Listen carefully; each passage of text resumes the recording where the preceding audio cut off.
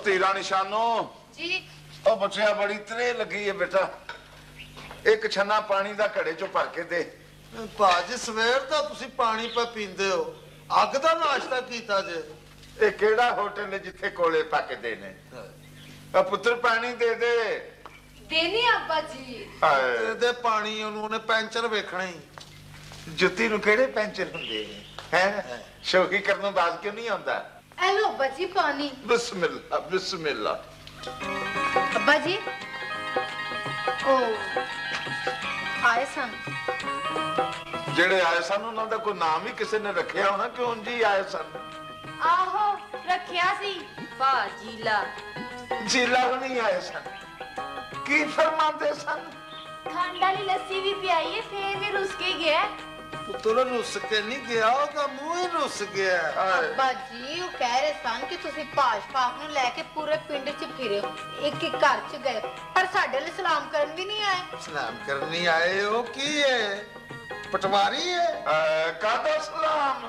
ना सलाम करने सन आए ओने बार-बार चट्ठा खूए तेरे सलाम करने टोर पे लगा सा सुभान अल्लाह पाका जी रो क्या आला बात है अब्बा जी ਤੁਹਾਨੂੰ ਭਾਈਜਾਨ ਜੀਲੇ ਨੂੰ ਫੌਰੀ ਮਨਾਨ ਜਾਣਾ ਚਾਹੀਦਾ ਵਰਨਾ ਤੁਹਾਨੂੰ ਉਹਦੀ ਆਦਤ ਦਾ ਪਤਾ ਹੀ ਹੈ ਥਾਂ ਥਾਂ ਤੇ ਭੰਡਦਾ ਫਿਰੇਗਾ ਸਾਨੂੰ ਲੈ ਖਾਏ ਉਹ ਸਾਡੇ ਨਾਲ ਵੱਡਾ ਪੰਡ ਅਸੀਂ ਤੇ ਕਬਲਤ ਮਸੀਹ ਦੇ ਪੰਡ ਦੁਨੀਆ ਤੇ ਲੋਕ ਹੀ ਇੱਥੇ ਟਾਵੇਂ ਟਾਵੇਂ ਆਏ ਸਨ ਜਦੋਂ ਤੇ ਅਸੀਂ ਪੰਡਾ ਸੁਭਾਨ ਅੱਲਾਹ ਓਹੋ ਅੱਬਾ ਜੀ ਓਹੋ ਸਾਡੇ ਵਾਲੇ ਅੱਗੋਂ ਤਾਲੀਮ ਸ਼ੁਰੂ ਹੋ ਜਾਂਦੀ मौला बख्श ते ओदे घर वाले ना तेरा गुजारा क्यों नहीं हो सकता ਰੱਦ ਵੀ ਕਰਾਓ ਉਹ ਕੋ ਫੈਮਿਲੀ ਹੈ ਮੈਂ ਸ਼ਰੀਫ ਉੱਚੀ ਫੈਮਿਲੀ ਦਾ ਬੰਦਾ ਵਾਂ ਉਹਨਾਂ ਦਾ ਕੀ ਹੈ ਹਰ ਗੱਲ ਚ ਲਾ ਕਰਾ ਦਿੰਦੇ ਨੇ ਰਹਿਣ ਦੇ ਦਫਾ ਕਰਾਓ आई शाबाश है और यार जिले वह ना एहसान ते उन्होंने अपनी धी दा रिश्ता दे के तेरे ते कीता है ਓਏ ਓਏ ਓਏ ਜਿਵੇਂ ਪਿਆ ਉਹ ਤੇਰਾ ਕੀ ਮਤਲਬ ਹੈ ਉਹਨਾਂ ਨੇ ਮੇਰੇ ਤੇ ਆਸਾਨ ਕੀਤਾ ਮੇਰੇ ਚ ਕਿਸ ਚੀਜ਼ ਦੀ ਕਮੀ ਹੈ ਆਇਆ ਮੈਂ ਸੋਹਣਾ ਨਹੀਂ ਮੈਂ ਬਿਊਟੀਫੁਲ ਨਹੀਂ ਮੈਂ ਖੂਬਸੂਰਤ ਨਹੀਂ भाई कहंदा ते जीला भी ठीक है ਜਿਵੇਂ ਪਿਆ ਭਾਈ ਆਤਮਾ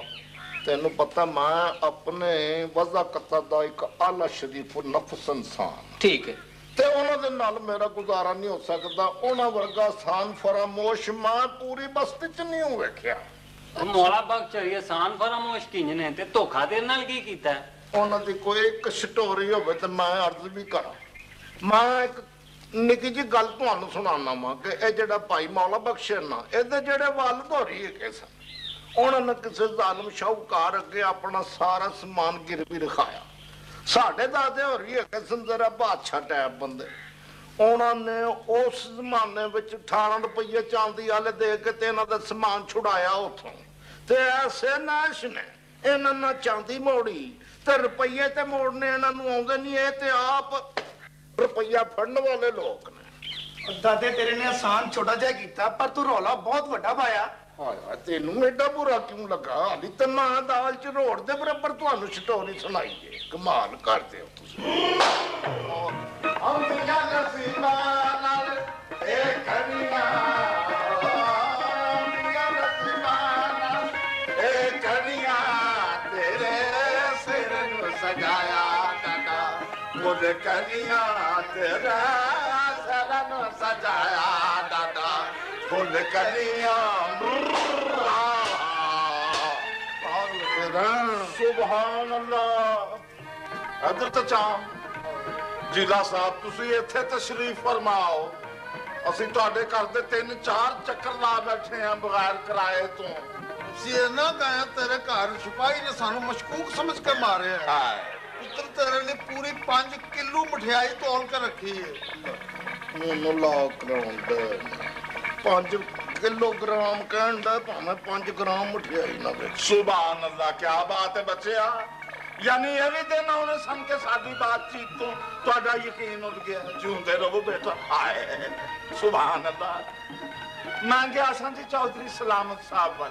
ਅੱਛਾ ਉੱਥੇ ਜਨਾਬ ਦੇ ਦੁਬਈ ਦੇ ਵੀਜ਼ੇ ਦੀ ਗੱਲ ਕਰਦੇ ਆਇਆ ਮੌਕਾ ਮਿਲੇ ਤੇ ਸ਼ਾਮ ਨੂੰ ਜਾ ਕੇ ਪੁੱਤਰ ਜੀ ਬਾਤਚੀਤ ਨੂੰ ਫਾਈਨਲ ਕਰਾਂ ਵੇਖੋ ਜੀ ਖਾਨ ਜੀ ਇਸ ਵੇਲੇ ਤੇ ਮੇਰੀ ਘੜੀ ਵਿੱਚ ਤੁਹਾਡੇ ਵਾਸਤੇ ਕੋਈ ਟਾਈਮ ਨਹੀਂ ਬਾਕੀ ਸ਼ਾਮ ਨੂੰ ਮੈਂ ਸੋਚਾਂਗਾ ਸਾਡੀ ਵੀ ਕੋਈ ਇੱਜ਼ਤ ਹੈ ਤੈਨੂੰ ਕਿਨੇ ਵਹਿਮ ਪਾਇਆ ਤੇਰੀ ਇੱਜ਼ਤ ਜਿਹੜੇ ਲੋਕਾਂ 'ਚ ਤੂੰ ਬਹਿਣਾ ਉਹਨਾਂ ਦੀਆਂ ਸ਼ਕਲਾਂ ਵੇਖ ਉਹਦਾ ਪਾਟੀ ਟੁਕਟੁਕੀ ਵਰਗਾ ਮੂੰਹ ਹੈ। ਸੁਭਾਨ ਅੱਲਾਹ ਭਾਈ, ਹੱਥ ਲੂਣ ਵਾਲੀ ਪੁੜੀ ਹੁੰਦੀ ਹੈ। ਬਸ ਵੀ ਕਰ,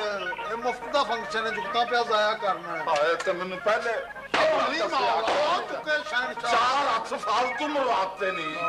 ਮੈਂ ਕਿਹਾ ਖਾਨ ਜੀ, ਹਾਂਜੀ ਸਲਾਮ, ਵਾਲੇਕੁਮ अस्सलाम ਜੀ। ਹਾਏ